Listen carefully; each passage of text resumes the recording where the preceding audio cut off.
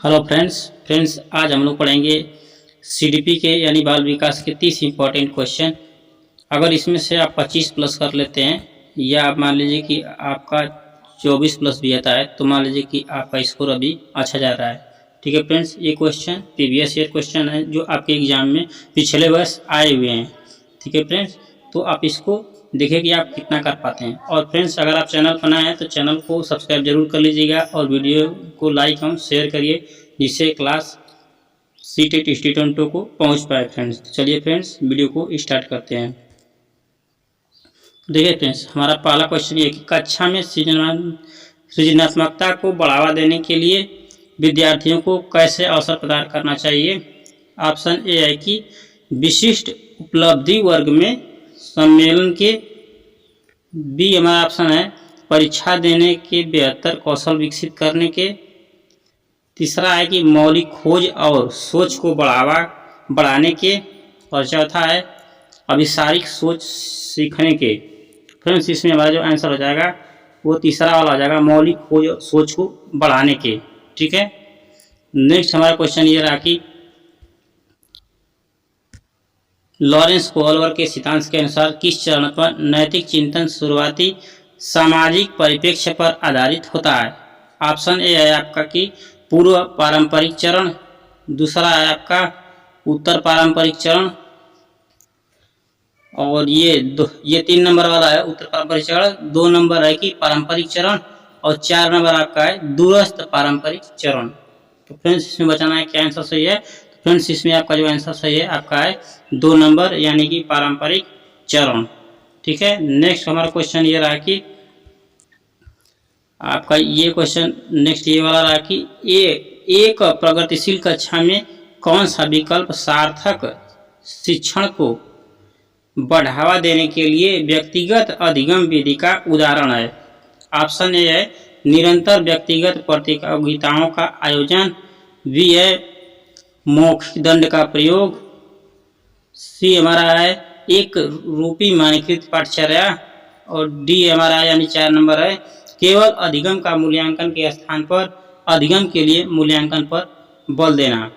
ठीक है फ्रेंड्स, तो इसमें आपका क्या आंसर सही है आप बताएंगे। तो फ्रेंड्स, इसमें आपका आंसर सही है केवल अधिगम का मूल्यांकन के स्थान पर अधिगम के लिए मूल्यांकन पर बल देना। ठीक है, हमारा ये वाला आंसर 4 नंबर सही हो जाएगा। ठीक है, नेक्स्ट हमारा क्वेश्चन आपका ये रहा कि निम्नलिखित में से कौन सा तरीका प्रतिपुष्टि को प्रेरक के रूप में उपयोग करने का अनुचित तरीका है। ठीक है, उचित नहीं अनुचित, ध्यान रखिएगा इस। ठीक है, पहला ऑप्शन है कि विद्यार्थियों की क्षमता पर केंद्रित प्रतिपुष्टि देना, दूसरा है गतिविधि की प्रतिक्रिया पर केंद्रित प्रतिपुष्टि देना, तीसरा है कि विद्यार्थियों के काम से संबंधित वर्णनात्मक शैली में प्रतिपुष्टि देना, और चौथा है अन्य विद्यार्थियों के साथ तुलना किए बिना प्रतिपुष्टि देना। फ्रेंड्स, इसमें बताएंगे कि क्या सही है। ठीक है, तो फ्रेंड्स, इसमें हमारे विद्यार्थियों की क्षमता पर केंद्रित प्रतिपुष्टि देना, ये वाला हमारा जो है ऑप्शन गलत है। ठीक है, ये वाला हमारा गलत है यानी अनुचित है। ठीक है, ये वाला हमारा यानी कि गलत का गलत यानी कि ये वाला हमारा आंसर राइट हो जाएगा। ठीक है, पहला वाला। नेक्स्ट क्वेश्चन हमारा ये रहा कि एक संप्रदाय को पढ़ाने के लिए एक शिक्षक को निम्न में से किसके प्रयोग से बचना चाहिए। उस संप्रदाय से संबंधित उदाहरण, तीसरा है हमारा संप्रदाय से संबंधित गैर उदाहरण, दूसरा है कि उस संप्रदाय के लिए असतत उदाहरण, और चौथा है कि उनकी संस्कृति में प्रचलित आदरूप। ठीक है फ्रेंड्स, तो इसमें बताएंगे कि आपका आंसर क्या सही है। तो फ्रेंड्स, इसमें जो है कि उस संप्रदाय के लिए असतत उदाहरण। ठीक है, ये वाला हमारा आंसर जो है कि सही हो जाएगा, दूसरा नंबर। ठीक है, दूसरा नंबर हमारा आंसर सही है कि उस संप्रदाय के लिए असतत उदाहरण। नेक्स्ट क्वेश्चन ये रहा हमारा कि कक्षा में परिचर्चा के दौरान क्या एक शिक्षिका को विद्यार्थियों के गलत उत्तर सही करने चाहिए। ऑप्शन ए है कि हाँ, बच्चों की त्रुटियों को तुरंत सुधार करना चाहिए। ऑप्शन 2 है कि नहीं, बच्चों को अभिव्यक्त करने के लिए प्रोत्साहित करना चाहिए बिना गलत होने के भय के। ऑप्शन 3 हमारा है कि गलत उत्तर हमेशा संज्ञानात्मक स्पष्ट की कमी को दर्शाते हैं एवं इन्हें हमेशा सुधारते हैं। और चौथा है कि बच्चे स्कूल में सही जानकारी प्राप्त करने के लिए आते हैं, इसलिए उनके उत्तरों को तुरंत सुधारना चाहिए। फ्रेंड्स, इसमें आपका आंसर जो सही है वो हमारा जो सही है वो 2 नंबर सही है। नहीं, बच्चों को अभिव्यक्त करने के लिए प्रोत्साहित नहीं करना चाहिए बिना गलत भय के। ठीक है, ये हमारा जो आंसर सही है इसमें 2 नंबर सही है। ठीक है, 2 नंबर हमारा आंसर जो है कि करेक्ट है। ठीक है, नेक्स्ट क्वेश्चन हमारा ये रहा कि बालक के व्यक्तिगत विकास, पहला नंबर है कि के लिए विकासात्मक और प्रतिमानों को उद्धृत करके सटीकता से वह पक्के तौर पर भविष्यवाणी की जा सकती है। दूसरा है के लिए पूर्व अनुमान बिल्कुल नहीं लगाया जा सकता। तीसरा है कि के लिए कुछ हद तक अनुमान लगाया जा सकता है, परंतु सभी बच्चों के विकास की दर अलग अलग होती है। और चौथा है कि अव्यवस्थित व असतत होता है। तो फ्रेंड्स, इसमें जो आंसर हमारा हो जाएगा वो 3 नंबर आंसर हो जाएगा। ठीक है, कि के लिए कुछ हद तक पूर्व अनुमान लगाया जा सकता है, परंतु सभी बच्चों के विकास की दर अलग अलग होती है। तो फ्रेंड्स, इसमें हमारा आंसर जो है कि 3 नंबर सही हो जाएगा। नेक्स्ट क्वेश्चन हमारा ये रहा कि निम्नलिखित में से कौन सा प्रश्न कक्षा में समालोचनात्मक सोच को बढ़ावा देने का सही उदाहरण है। ऑप्शन ए है कि 325 और 486 को जमा करो। बी हमारा है बाल विवाह प्रतिबंध अधिनियम किस वर्ष पारित किया गया था। तीसरा हमारा है कि श्वसन को परिभाषित कीजिए।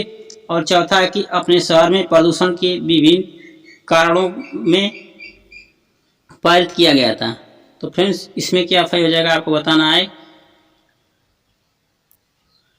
फ्रेंड्स, इसमें जो हमारा आंसर सही है 4 नंबर है, अपने शहरों में प्रदूषण के विभिन्न कारणों में पारित किया गया था। ठीक है, इसमें हमारा जो है कि 4 नंबर आंसर सही हो जाएगा।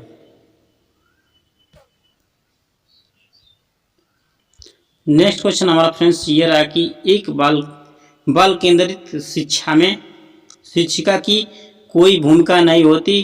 दूसरा है कि शिक्षिका की सक्रिय भूमिका होती है तथा विद्यार्थी निष्क्रिय होते हैं। तीसरा हमारा ऑप्शन है कि विद्यार्थी की सक्रिय भूमिका होती है तथा शिक्षक की निष्क्रिय।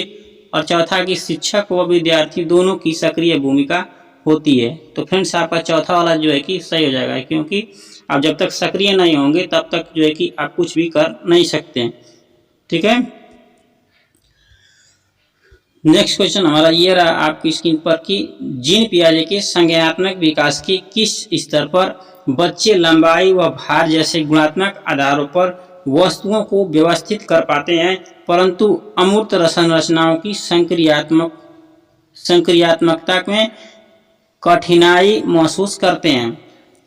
ठीक है फ्रेंड्स, इसमें आपको बताना है कि क्या सही है। संवेदी चालक, मूर्त संक्रियात्मक, पूर्व संक्रियात्मक और चौथा है अमूर्त संक्रियात्मक। ठीक है फ्रेंड्स, तो फ्रेंड्स इसमें जो आपका आंसर सही हो जाएगा मूर्त संक्रियात्मक। ठीक है, इसमें जो है कि आपका गुणात्मक आधार पर वस्तुओं को व्यवस्थित कर पाते हैं, परंतु अमूर्त संरचनाओं की संज्ञानात्मक में कठिनाई महसूस करते हैं। ठीक है, तो हमारा आंसर जो सही हो जाएगा वो 2 नंबर सही हो जाएगा, मूर्त संक्रियात्मक। ठीक है, नेक्स्ट जो हमारा क्वेश्चन ये रहा कि एक निर्दिष्ट लक्ष्य तक पहुंचने के लिए विद्यार्थियों को उनकी संज्ञानात्मक क्षमताओं पर चिंतन करने के लिए प्रोत्साहित करके एक शिक्षक निम्नलिखित के किसके विकास को सुगम बना रहा है। ऑप्शन है घोषणात्मक ज्ञान, दूसरा हमारा ऑप्शन है कि अधिसंज्ञान, तीसरा है प्रतिक्रियात्मक ज्ञान और चौथा है रट कर याद करना। ठीक है फ्रेंड्स, तो इसमें जो है कि संज्ञानात्मक क्षमताओं पर चिंतन करने के लिए दिया है, तो इसमें हमारा हो जाएगा अधिसंज्ञान। ठीक है, हमारा 2 नंबर ऑप्शन अधिसंज्ञान सही हो जाएगा। नेक्स्ट क्वेश्चन हमारा ये रहा फ्रेंड्स की निम्नलिखित में से प्रतिभावान विद्यार्थी की विशेषता कौन सी है? धीमी समझ, सोच में सटीकता की आवश्यकता, जिज्ञासा की कमी, और 4 नंबर हमारा है कि आसान कार्यों को चुनने की प्रवृत्ति। तो फ्रेंड्स इसमें जो आपका आंसर सही हो जाएगा सोच में सटीकता की आवश्यकता। ठीक है, 3 नंबर हमारा आंसर सही हो जाएगा इसमें, सोच में सटीकता की आवश्यकता। नेक्स्ट क्वेश्चन फ्रेंड्स ये रहा हमारा कि राष्ट्रीय शिक्षा नीति 2020 के अनुसार मूल्यांकन का उद्देश्य किसकी जानकारी देता है? पहला ऑप्शन है विद्यार्थी को कक्षा में व कक्षा के बाहर कैसे सहायता दी जा सकती है। बी ऑप्शन है विद्यार्थी का उसके सहपाठियों की तुलना में प्रदर्शन, और 3 नंबर हमारा है कि विद्यार्थियों के सीखने में कमियां व अभाव ताकि उसकी असफलताओं की पुष्टि पहचान की जा सके। चौथा आपका ऑप्शन है कि विद्यार्थियों की रटने की क्षमता की जानकारी। तो फ्रेंड्स इसमें आपका जो आंसर है वो हो जाएगा हमारा 1 नंबर, यानी कि विद्यार्थी को कक्षा में व कक्षा के बाहर कैसे सहायता दी जा सकती है। ठीक है फ्रेंड्स, तो इसमें हमारा सही हो जाएगा 1 नंबर। ठीक है, नेक्स्ट आपका क्वेश्चन ये रहा आपका अगला कि निम्नलिखित में से कौन सा आंतरिक अभिप्रेरणा का उदाहरण है? ऑप्शन ए हमारा है माता पिता द्वारा दंड से बचने के लिए अध्ययन। बी ऑप्शन है शिक्षा की प्रशंसा प्राप्त करने के लिए अध्ययन, और 3 नंबर है कि एक गतिविधि में रुचि के कारण अध्ययन, और चौथा हमारा है कि प्रतियोगिता जीतने के लिए अध्ययन। फ्रेंड्स इसमें जो हमारा आंसर हो जाएगा 3 नंबर, यानी कि एक गतिविधि में रुचि के कारण अध्ययन। ठीक है, तो हमारा 3 नंबर आंसर सही हो जाएगा। नेक्स्ट क्वेश्चन ये रहा हमारा आपकी स्क्रीन पर कि रूमी 18 महीने में 2 शब्दों का उच्चारण कर सकती थी, जबकि पूजा ने 24 महीने में ऐसा किया था। इसलिए पूजा का विकास पक्के तौर पर निलंबित है। कारण है कि विकासात्मक प्रतिमान बच्चों के लिए निर्धारित लक्ष्यों की उपलब्धि के लिए सटीक आयु की सही भविष्यवाणी करते हैं। तो फ्रेंड्स नहीं, ठीक है, ये गलत है पहला वाला। ठीक है, और दूसरा वाला भी हमारा गलत है, यानी कि ये भी गलत है और आर भी गलत है, यानी कि हमारा चौथा वाला ऑप्शन सही हो जाएगा। ए और आर दोनों गलत है। ठीक है, नेक्स्ट क्वेश्चन हमारा ये रहा आपका कि पियाजे के सिद्धांत में वह प्रक्रिया जिसमें एक बच्चा नए अनुभव का बोध करने के लिए अपनी स्कीमा को रूपांतरित और संशोधित करता है, क्या कहलाता है? ऑप्शन ए हमारा है कि संरक्षण, दूसरा है केंद्रीकरण, तीसरा ऑप्शन है अनुकूलन, और चौथा है हमारा समायोजन। ठीक है फ्रेंड्स, तो इसमें हमारा जो आंसर हो जाएगा वो हो जाएगा समायोजन। ठीक है, क्योंकि समायोजन में संशोधन किया जाता है, तो हमारा जो है कि चौथा ऑप्शन सही हो जाएगा। नेक्स्ट क्वेश्चन ये रहा फ्रेंड्स आपका कि प्रभावी अधिगम हेतु निर्देश के लिए प्रारंभिक बिंदु क्या है? ऑप्शन पहला है कि असफलता का डर, दूसरा है सफलता के लिए इनाम, 3 नंबर है कि बच्चों का सामाजिक सांस्कृतिक परिप्रेक्ष्य, और 4 है हमारे प्रति स्पर्धा की भावना। फ्रेंड्स इसमें आपका क्यों कौन सा आंसर सही हो जाएगा? 3 नंबर, बच्चों का सामाजिक सांस्कृतिक परिप्रेक्ष्य। ठीक है, 3 नंबर हमारा जो है कि आंसर सही हो जाएगा। नेक्स्ट क्वेश्चन हमारा फ्रेंड्स ये रहा आपका कि एक शिक्षिका अपनी कक्षा में व्यक्तिगत विभिन्नताओं का अर्थपूर्ण ढंग से किस प्रकार ध्यान में रख सकती है? ठीक है फ्रेंड्स, तो ऑप्शन ए कि यह स्वीकार करके कि विभिन्नताओं का अर्थ अभाव नहीं है, दूसरा नंबर है कि अकादमिक क्षमताओं के आधार पर बच्चों का नामांकन व पृथकीकरण करके, तीसरा हमारा है कि शारीरिक व दृष्टि से दिव्यांगन बच्चों को उनके लिए वास्तविक विशेष स्कूल में भेजकर, और चौथा है कि कक्षा में एकल संस्कृति को प्रोत्साहित करके, जिससे प्रतिस्पर्धा को बढ़ावा मिले। ठीक है फ्रेंड्स, तो इसमें आपको बताना है कि क्या सही है। तो फ्रेंड्स इसमें यह सही है कि यह स्वीकार करके कि विभिन्नताओं का अर्थ का अभाव नहीं है। ठीक है फ्रेंड्स, इसमें हमारा ए नंबर आंसर जो है कि राइट हो जाएगा। ठीक है, नेक्स्ट क्वेश्चन आपका ये रहा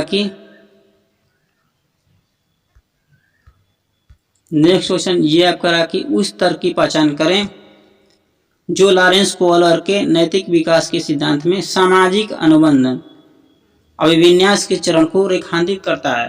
ऑप्शन ए है आदर्श पारस्परिक की समझ, बी ऑप्शन है हमारा सामाजिक व्यवस्था सुनिश्चित करने के लिए नियम महत्वपूर्ण है, 3 नंबर है मानव उद्देश्यों को आगे बढ़ाने के लिए कानून और नियम लचीले उपकरण है, और चौथा हमारा है विवेक के स्व चुने हुए नैतिक सिद्धांतों के द्वारा सही कार्यवाही को परिभाषित किया गया है।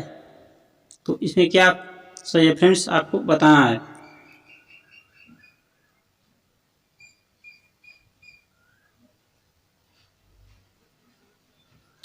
तो फ्रेंड्स इसमें हमारा जो सही है ऑप्शन जो हमारा इसमें जो सही है फ्रेंड्स, सामाजिक व्यवस्था को सुनिश्चित करने के लिए नियम महत्वपूर्ण है। ठीक है, बी वाला हमारा सही है। ठीक है,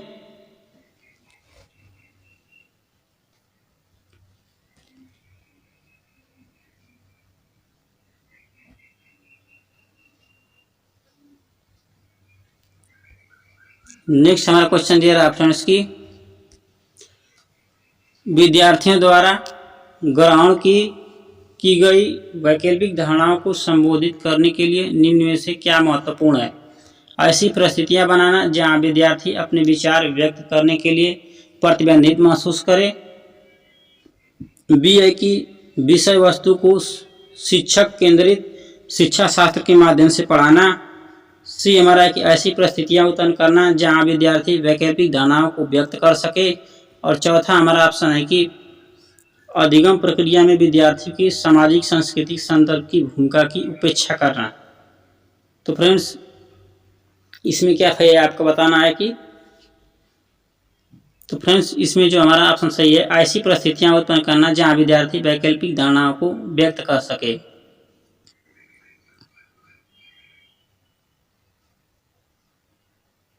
ठीक है फ्रेंड्स, इसमें जो हमारा आंसर सही होगा तीसरा नंबर सही हो जाएगा। ठीक है, जहां पर वैकल्पिक धारणाओं को व्यक्त कर सके।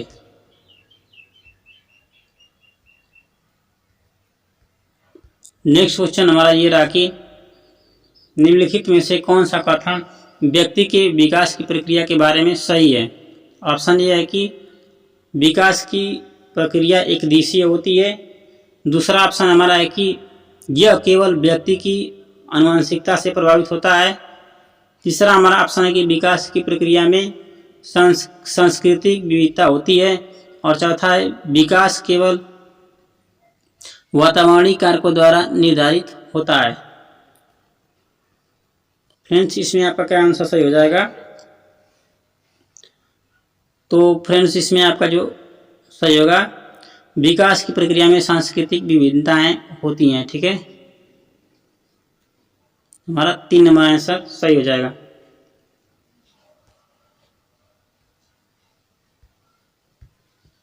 नेक्स्ट क्वेश्चन ये रहा फ्रेंड्स हमारा आपकी स्क्रीन पर कि निम्नलिखित में से कौन सा विकल्प दी गई दिव्यांगता और संबंधित विद्यार्थियों के समावेशन हेतु यथोचित संयोजन रणनीति सही है, युग्म है।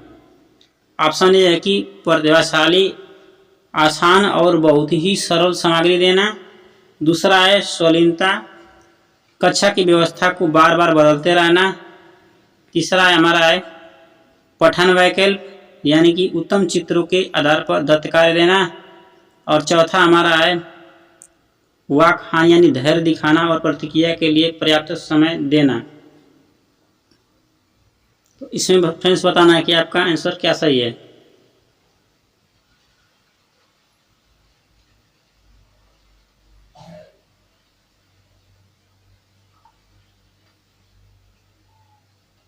तो फ्रेंड्स इसमें जो है वाक हानि धैर्य दिखाना और प्रतिक्रिया के लिए पर्याप्त समय देना। ठीक है, 4 नंबर हमारा सही है।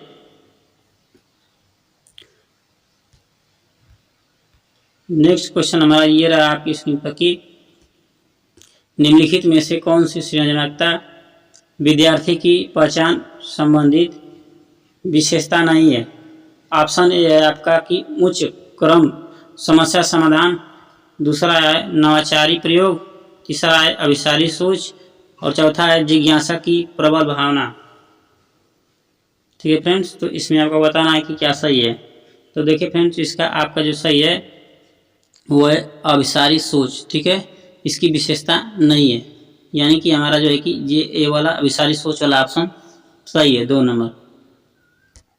नेक्स्ट हमारा क्वेश्चन ये रहा आपकी स्क्रीन पर कि अक्सर यह तर्क दिया जाता है कि पुरस्कार देना अधिगमकर्ताओं को अभिप्रेरित करने का उत्तम तरीका नहीं है, क्योंकि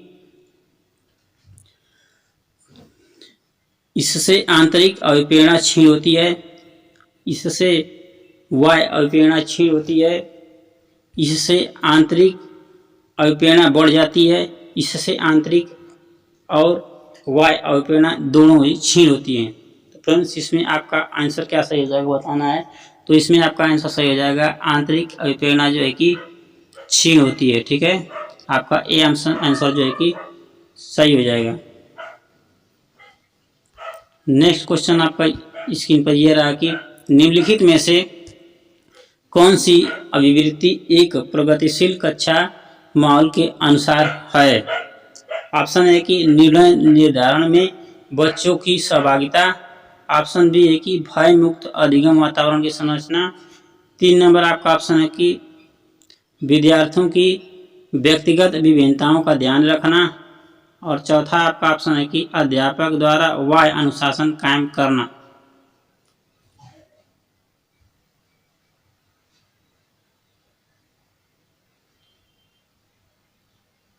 तो इसमें फ्रेंड्स बताना है कि आपका आंसर क्या सही है।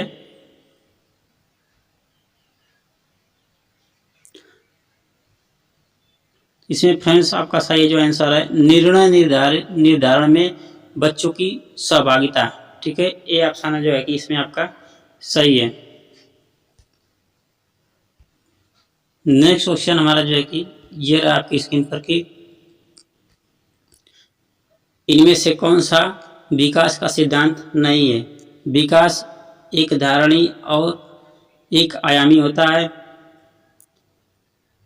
विकास ऊपर से नीचे और केंद्र से बाहर की ओर चलता है। तीसरा हमारा एक विकास आनुवंशिकी और संप्रोषण से प्रभावित होता है और चौथा है विकास सामाजिक एवं सांस्कृतिक परिवेश में होता है। ठीक है फ्रेंड्स, तो इसमें आपका आंसर क्या सही हो जाएगा। तो विकास एक धारणी और एक आयामी नहीं होता है। ठीक है, बहुआयामी होता है। ये वाला ऑप्शन जो है कि सही है। ठीक है, इसमें ये वाला आपका आंसर जो है कि सही है। नेक्स्ट क्वेश्चन ये रहा फ्रेंड्स आपकी स्क्रीन पर कि एक प्रगतिशील कक्षा में कौन सा विकल्प सार्थक शिक्षण को बढ़ावा देने के लिए व्यक्तिगत अधिगम विधि का उदाहरण है। ऑप्शन ये हमारा है कि निरंतर व्यक्तिगत परीक्षाओं का आयोजन, दूसरा है मौखिक मापदंड, तीसरा हमारा है एक रूपी मानकीकृत पाठचर्या और चौथा है केवल अधिगम का मूल्यांकन के स्थान पर अधिगम के लिए मूल्यांकन पर बल देना। ठीक है फ्रेंड्स, तो ये हमारा चौथा नंबर या आंसर जो है कि राइट हो जाएगा। ठीक है, नेक्स्ट हमारा क्वेश्चन ये रहा आपका कि एक सामाजिक संरचनात्मक कक्षा में कौन से आकलन विधि सबसे उपयुक्त रहेगी। ऑप्शन ए है कि सहयोगी प्रयोजित कार्य, दूसरा है एक शब्द उत्तर वाले वस्तुपरक प्रश्न और तीसरा है मानक परीक्षण, चौथा है मात्र स्मरण पर आधारित परीक्षा। तो फ्रेंड्स इसमें जो आपका ए आंसर सही हो जाएगा सहयोगी प्रयोजित कार्य। ठीक है, ए आंसर इज राइट। ठीक है, नेक्स्ट क्वेश्चन ये रहा आपकी स्क्रीन पर फ्रेंड्स की एक प्रगतिशील कक्षा में निम्न में से कौन सी मूल्यांकन विधि का इस्तेमाल नहीं होता है। ऑप्शन ए है कि अध्यापकों द्वारा मननशील जनरल का इस्तेमाल। 2 नंबर हमारा है कि स्व मूल्यांकन एवं समकक्षी मूल्यांकन। तीसरा है कि केवल मानक निर्देशित मूल्यांकन पर आश्रय। और चौथा है विद्यार्थियों के पोर्टफोलियो तैयार करना। इसमें आपको बताना है कि किसका इस्तेमाल नहीं होता है। ठीक है, तो फ्रेंड्स इसमें जो है कि तीसरा वाला जो है कि ऑप्शन गलत है। ठीक है, केवल मानकीकृत मूल्यांकन पर आश्रय। ठीक है, तीसरा वाला आपका आंसर जो है कि गलत है, यानी कि सही है, राइट। निगेटिव का निगेटिव हो जाएगा। ठीक है, नेक्स्ट क्वेश्चन ये रहा आपकी स्क्रीन पर कि प्रगतिशील शिक्षा में सीखने का स्वरूप सामाजिक होता है। ऑप्शन 2 है कि बैठने की व्यवस्था पूरी तरह से तय होती है। दूसरा आपका है कि पाठ्य पुस्तकें सीखने का एकमात्र स्रोत है। और चौथा है कि पाठ्यचर्या मानकीकृत होती है। ठीक है फ्रेंड्स, तो इसमें जो होता है सीखने का जो स्वरूप होता है वह सामाजिक होता है। ठीक है, नेक्स्ट क्वेश्चन ये रहा फ्रेंड्स, खत्म हो गया फ्रेंड्स, क्वेश्चन इतना ही था। तो फ्रेंड्स मिलेंगे नेक्स्ट वीडियो में, तब तक के लिए धन्यवाद। हाँ, अगर चैनल पर नया है तो चैनल को सब्सक्राइब कर लीजिए और वीडियो को लाइक एंड शेयर कर दीजिए। ठीक है फ्रेंड्स, मिलते हैं नेक्स्ट वीडियो में, तब तक के लिए धन्यवाद।